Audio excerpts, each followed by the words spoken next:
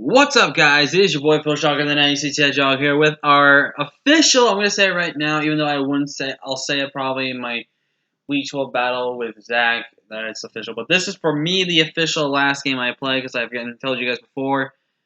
Maybe in the team builder in Week 12 when you see it. Officially stating that this is actually my last battle in WWC. And I'm going to spoil it for you right now, guys. If you think you don't want to be spoiled, then go ahead and just not be spoiled. But we officially did not make the playoffs because we actually lost to Zach. We literally could have made playoffs if we had won this match and versus Zach, but since we didn't, even though if I can win this match, it helps my record with 5-7, which will give me something that actually feels really accomplished.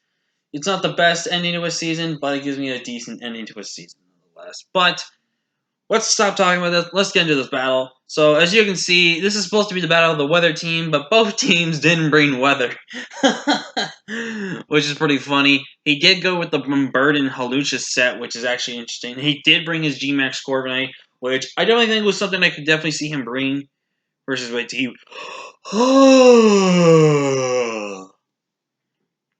Excuse me, which is definitely something I could have saw him brought versus my team. Definitely. Was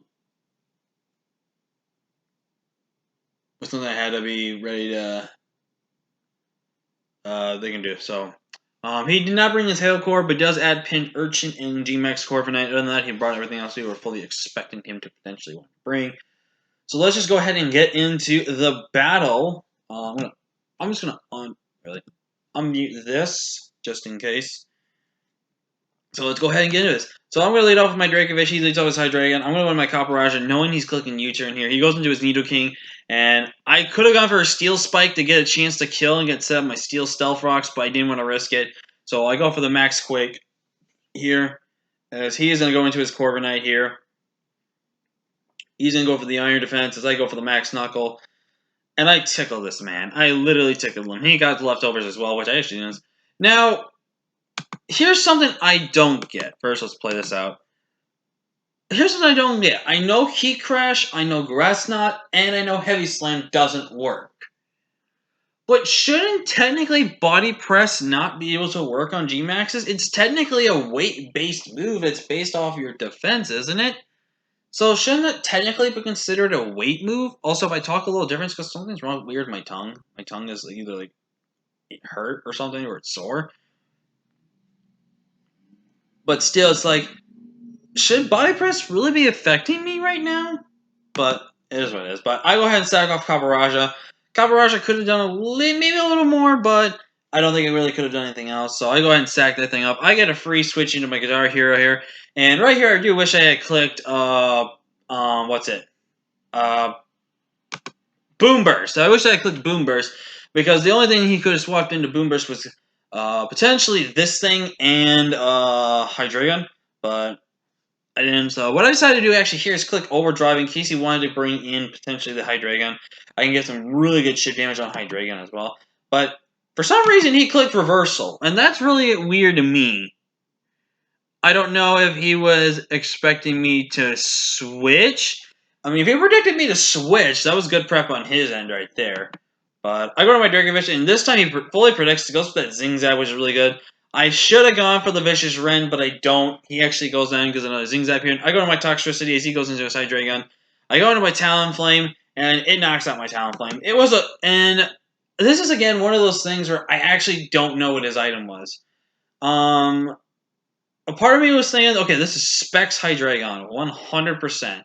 And I'm also really sad. We don't get to see Weakness Policy Talonflame pop off, which is unfortunate. Also, if you hear a meow, my baby boy's a Ouija coming out from his little sleepy sleep. He wakes up from his nap, and now he's trying to wake up my other cat, Sneaky, from his nap. So also, if I'm being distracted right now, it's just so I'm making sure they don't fight or anything like that. But, yeah, so this actually, I'm still waiting to get confirmation, but if this was Specs Hydreigon, that killed me 100%. Which, I mean, I was probably expecting Choice Scarf, but now when I saw that killed, Specs makes a good amount of the sense, because Specs kills my entire team. Like, there's no switch in to Specs Hydreigon. So now I bring in my SIRFETCH'D here. I actually go for the Curse, And I go for the knockoff there. He picks up the kill there. He now actually will bring into the Hydreigon here. I've switched out because if he is Specs Hydreigon, I want to keep this thing alive for first impression purposes. And he misses a Draco Meteor, which is super huge right there, because I was planning to sack off my Dracovish right there. He actually now goes and misses again back to back, and I go and sack off Mr. Vish. So Mr. Vish, unfortunately, doesn't. I does think he finishes up with a positive record this season, but it doesn't get to pick up one more kill on the road, which is a little unfortunate, but it's all right. But he did his job. He really kind of he weakened down Pinurchin, and he got some good chip damage. Actually, that was all the chip damage we needed for first impression. So I go on my Toxtricity here, and he goes in Slowbro. I just click Overdrive, and Slowbro be gone. And in comes the Hydreigon here. He actually goes for the Draco Meteor on Azel. Now, I will say this. If he was not Specs and was Choice Scarfed, that was a 50% chance to kill my Azelf right there. That was literally a 50-50 chance on killing my Azelf. The Talonflame, it was more of an easy kill. It was like a 75% chance that he can kill it. But still, you know. But still, the 50-50, if he was Scarfed, oh, man, that actually feels really rough. Because then what I could have done is then I would have clicked Flamethrower probably. Or depending on what I would have done, I would have clicked Flamethrower. And then I could have two-shotted Corviknight. And I probably would have still lost Azelf. But now I go into my Toxtricity here. I'm going to Overdrive again. And basically pick up another kill right here. So in comes the Hydreigon. So I have to think what I want to do right here. And I believe I go into my Sirfetch'd, and I think I was planning to sack off Sirfetch'd, I think. He misses another Draco, which is huge. And right here, this was a misplay that actually could have cost me the game. This was a misplay that actually would have cost me the game right here. As I'm going to go for the close combat. I can actually still live a hit. But I didn't go for the Swords in, so I'm going to go for the close combat again when I should have switched right there. Because now with that Acrobatics, it really puts me right in wrenches. I think the maximum he did at +2 with Adamant was 91%. And with that chip damage of Acrobatics, High Jump Kick can actually kill me. He does land it, which I'm thankful he lands that at least. But I go into my Gladiator, I click First Impression, and that kills him. In comes the Hydreigon, and now it comes down to if he was Specs or not. If he Specs, he kills my Gladiator and he wins this game. But if he's not Specs and Scarfed, I live this hit, and I can pretty much win this game guaranteed. And a rub wound, the man misses. He's missed a total of, let's see, he missed 2 on Dracovish, 1 on the switch in and 1 in the attack. He missed 1 on Gladiator, and he missed 1 right now. He missed 4 Dracos, and I feel, honestly, so bad for PokeFan. For our first time battling, it literally ended in hacks, or basically RNG. And I'm not going to lie to you guys, I don't really feel proud of this win. I definitely would have won this battle, though, if I made the switch into Toxtricity against Hawlucha. I'll say that right now, I would have won.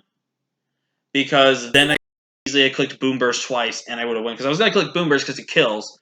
As he maybe switches it in, predicting me to go for the Overdrive right there. And I Boom Burst, and then Surfetch'd. Even if I, per se, I live the hit, I Boomers, and he lives on like 1 HP or something like that, or he lived on 4% or something like that, I then can click First Impression with my Surfetch'd, and I win the game. So, I feel like in the end, if he was Scarf Hydreigon, I won this game regardless.